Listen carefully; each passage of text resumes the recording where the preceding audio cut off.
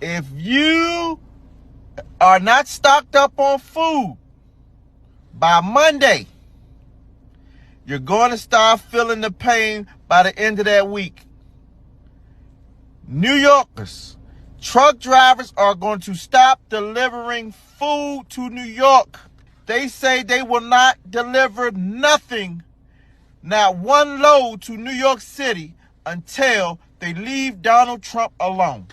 Hello YouTubers, Alaska Prepper here. Well, ladies and gentlemen, been telling you for a long time, get prepared. You don't know when and where it's going to happen. You don't know when you are going to need to live off of your preps. I don't know if it's every trucker in the country, but more than likely it will be enough of them where it will have a great impact on your standard of living in New York. Now today I don't want to talk about what brought about this trucker strike, but what I want to talk about is how long do you have if you failed to prepare and you live in New York City and this trucker strike actually happens where stuff that you need to maintain your standard of living stops coming into the city. So are you prepared to go a month or 2 months without having to leave your home? No, I'm not saying that this is how drastic it would be in New York City if truckers stopped bringing food in and stopped bringing in supplies. But what I'm saying is that if this were to happen today, that the shelves were getting stripped, right, from the bodegas, from the grocery stores, supermarkets, etc., would you have enough supplies in your home to last a month or 2 months? Meaning, would you have to leave your house for a month or 2 months if things really went haywire? That's the question you have to ask yourself, because what if you can't get it? What if you can't get out of the city for whatever reason, ladies and gentlemen? This is just a prelude of one of the many things that are going to affect our nation as our dollars keeps sinking and sinking and sinking in value. The more that a nation's currency becomes devalued, the more that a nation's government becomes corrupt. And I don't know if you've noticed, but our dollar has lost about 99% of its value since its inception. So things are only going to accelerate.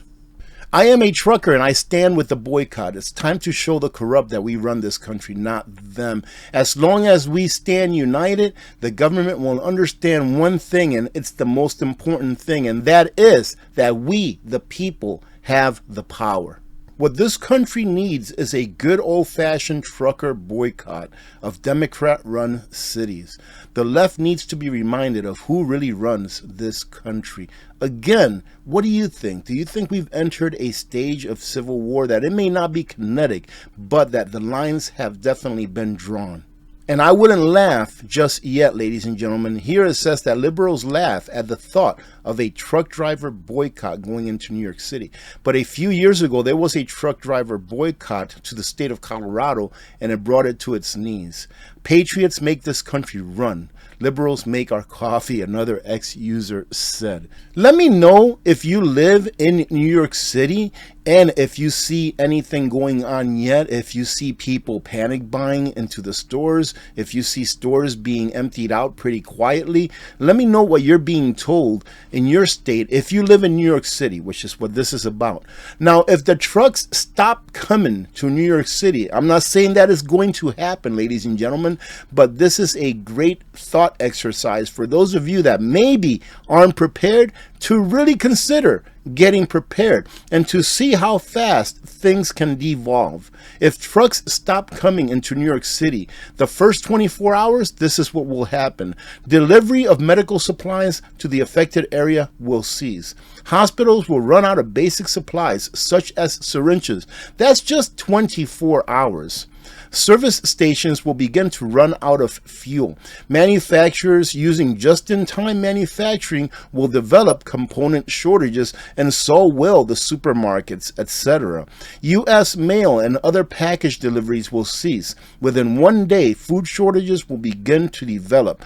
Automobile fuel availability and delivery will dwindle, leading to skyrocketing prices and long lines at the gas pump. Ladies and gentlemen, I truly do hope that you are prepared no matter where you live. 2 to 3 days after. Food shortages will escalate, especially in the face of hoarding and consumer panic. Again, panic buying. You know who panic buys, ladies and gentlemen? Not preppers, people that weren't prepared. Every time something like this happens, when the shelves go empty, it's because people who were not prepared go out and hoard the stuff on the shelves. And then what do they do in the news? They say, oh, it's preppers who are the hoarders, because we had the foresight to be prepared ahead of time when there was plenty of goods on the shelves. So get prepared the best you can. Supplies of essentials such as bottled water, powdered milk, and canned meat at major retailers will disappear. There's only so much that they can stuff on the shelves, and there's no back room where there's extra food. People say that it takes about 72 hours for a supermarket to be bought out if there's panic buying. Well, I have a friend that used to work in the supermarket industry, and they said, no, that's a lie. It's going to take hours. If people literally go and panic buy, it's going to take hours before the shelves go dry. ATMs will run out of cash and banks will be unable to process transactions. Service stations will completely run out of fuel for autos and trucks. Do you have enough gasoline stocked away that you can fill at least one of your vehicles one time? Meaning that if you have your vehicle and you keep it at 3/4 of a tank to full at all times, and then you have enough gas cans put away safely, follow your rules and your laws, that you can fill that vehicle up at least one time. Do you have that, ladies and gentlemen? That's my rule of thumb on what I should have put away for gasoline. Garbage will start piling up in urban and suburban areas.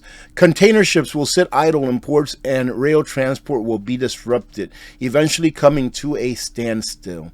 After the first week, automobile travel will cease due to the lack of fuel. Hospitals will begin to exhaust oxygen supplies. The second week, the nation's clean water supply will begin to run dry. What's one of the things that I tell you should always have? A way to filter water. Store all the water that you can that's feasible for where you live, but that water will eventually run out. So if you have a way to filter water, it's pretty easy usually to get water from somewhere, even from a puddle. And if you can filter it, you'll have water to drink that's potable. The nation on the fourth week will exhaust its clean water supply. Will exhaust its clean water supply, ladies and gentlemen. It doesn't mean that there won't be any water. It just won't be safe to drink. Illnesses will increase, further taxing an already weakened healthcare system.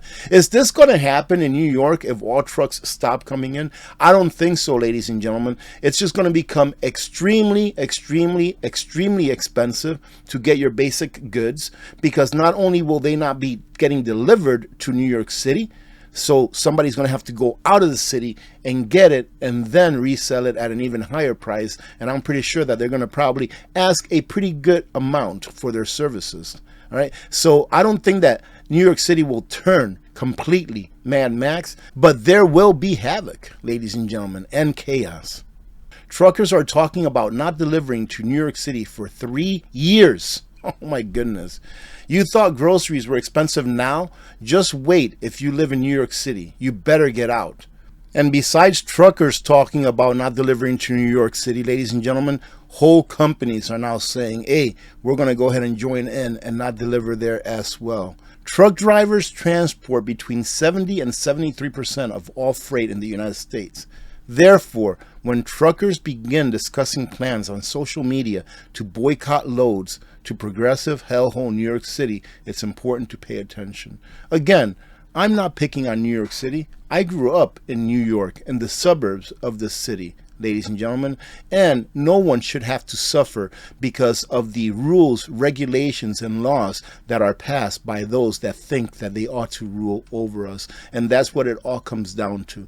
Again, if a government has a faulty financial system and has no morals, the people are the ones that pay. Why? Because the politicians are the ones that pass laws that protect themselves against those same regulations that they pass, and that protect themselves against the people to whom they pass the laws against. I hope that you're getting prepared. I hope this is solved easily and quickly, and there is a way to solve this easily and quickly. How is that? By following the rule of law. Very simple. So ladies and gentlemen, once again, get prepared. God bless every one of you. God bless America. I'm Alaska Prepper. I'm out.